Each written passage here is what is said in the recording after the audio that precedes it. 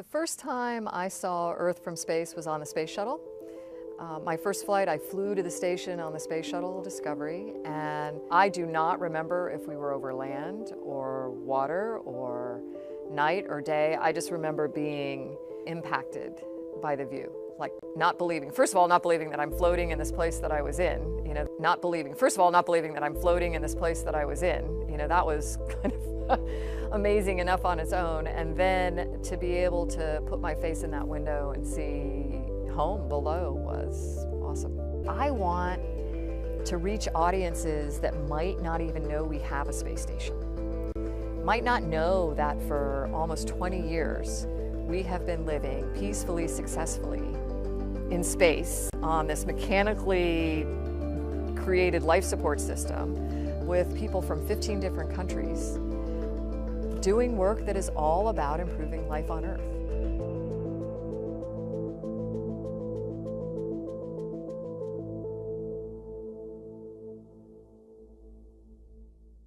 Not believing, first of all, not believing that I'm floating in this place that I was in. The perspective is one of like a reality check.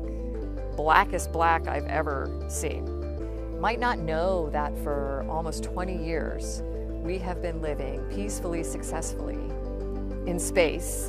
The entire experience is actually very surreal. Everything just floats, and sometimes that is really difficult to believe that it could actually be true.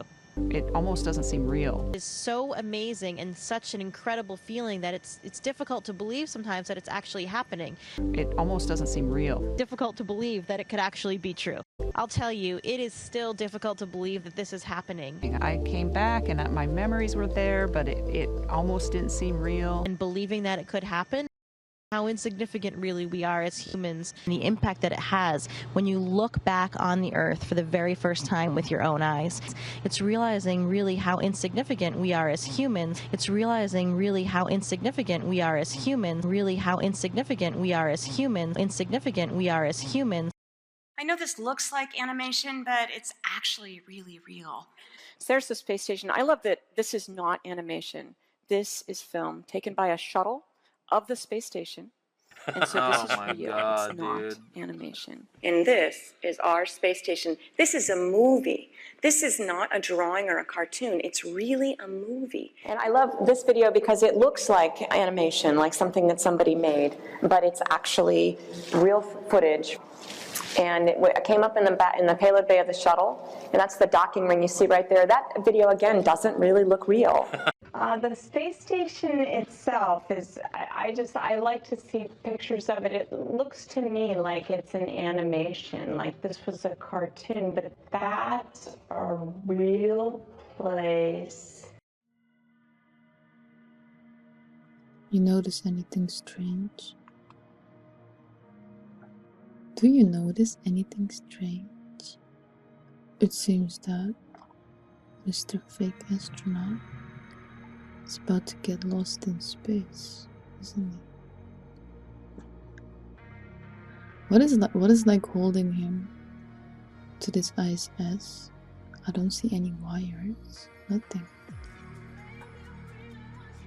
He's just floating there freely in the swimming pool, and nobody seems to worry about him at all. You know he's underwater. That's actually not the ISS. And being an astronaut is more about how well can you play the game. You really think they're they are not in space, I'm telling you.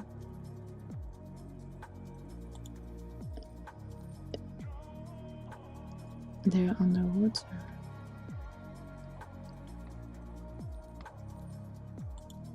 You see, I'm just saying, because it seems to me that is actually a very dangerous thing. To float around like that in space, like without anything holding you to this spaceship from Star Trek.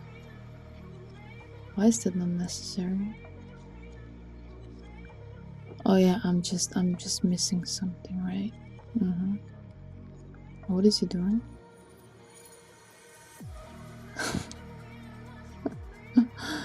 Oh my god. You know, it's like, if it is so dangerous, you might be more careful to what you're doing, so that you don't get lost in space. Can you still believe this? Can you still look at this and make yourself believe it's real? Because I can't anymore. He's floating freely, do you understand? This is no trickery, yeah? It's like, really, like you had doubts before. It's like, I don't think it's necessary to have any doubts, because you can just return anytime, right? He's a Superman or Superwoman, I don't know. Yeah, that's how they do it. I'm amazed. You're my hero. I love you. Oh my god. Someday I want to be just like you and become a great liar for Hollywood. Maybe I can buy myself a car, right? Which can prove to the other people that I'm better than that. Isn't that why you're doing it? For money? Like, is this for real? I mean, serious. This is supposed to be Earth, and here's the ISS. How is he going back? They have like complete trust that they're just gonna get back anytime they want. Okay. You liar, son of a bitch. Aren't you? Aren't you a liar? That's no problem. I am not afraid of anything in space. I'm like a Superman, you know? You know why we make those movies? For the audience. That's so you can believe us. Yeah. Isn't that great? You're just acting, making you feel amazed. This is so ridiculous.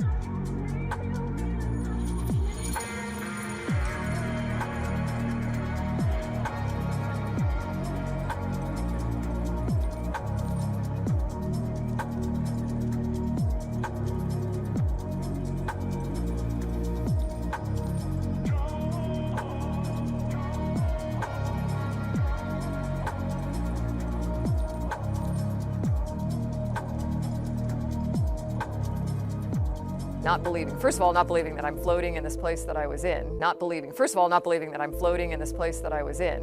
Like a reality check. Blackest black I've ever seen. The entire experience is actually very surreal. Today we're going to have a look at two incredible historical moments in heliocentric space. Both are from the Space Shuttle program, which is littered with gems. First bit of footage is from STS-87, which is an EVA.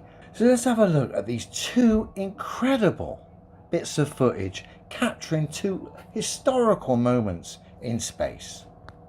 First up, the astronauts are preparing for an EVA outside the Space Shuttle. This is mission STS-87. I'm going to let the footage play all the way through, and then I'm going to come back, play it again and stop it, okay? It's going to be difficult for me not to stop it, because when we get to one of the angles and certain bits of footage, it's some of the most obvious, ridiculous, fake footage I think I've ever seen on the space pantomime circuit. But I'll let it play and then we'll come back and then just pause it and appreciate it in all its glory. Let's have a look. Take it away, boys. And here you see Takao Doi and myself, Winston Scott, inside of the airlock. We're checking out our suits, getting ready for the first EVA. Now we've jumped ahead several hours, obviously, because Takao and I are perched on foot restraints inside of the payload bay. Kevin and Steve have piloted the orbiter up to within arm's reach of the satellite. And what we're doing is just observing it now. We're watching for its motion, for its speed, for its direction, for the modes, getting ready to make the capture. Now, I have to remind everybody here that because everything looks so slowly, it doesn't mean that it is. We're still moving around the Earth at 17,500 miles per hour. With a yeah, right. Let's come back. And here you see Takao Doi and myself, Winston Scott, inside of the airlock. We're checking out our suits, getting ready for the first EVA. Now we've jumped ahead several hours, obviously, because Takao and I are perched on foot restraints inside of the payload bay. Kevin and Steve have piloted the... Right, now get ready for some of the worst ever space pantomime footage on the circuit. We are literally seeing two mannequin-like astro dames here on a space shuttle pantomime stage to hopefully get you to believe in absurdities and things that are scientifically impossible. Look at the state of this footage coming up now when the camera changes. Look at this. Orbiter up to within arm's reach of the satellite. And what we're doing is just observing it now. We're watching for its motion. This is fucking shocking. For its speed, for its direction, for the modes, getting ready to make the capture. Now, I have to remind everybody here that because everything looks so slowly, it doesn't mean that it is. We're still...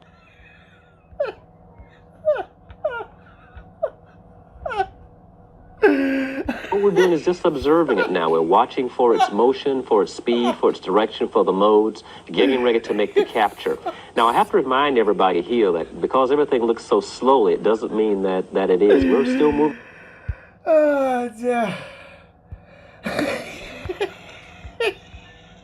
Observing it now. We're watching for its motion, for its speed, for its direction, for the modes, getting ready to make the capture. Now, I have to remind everybody... Oh, dear.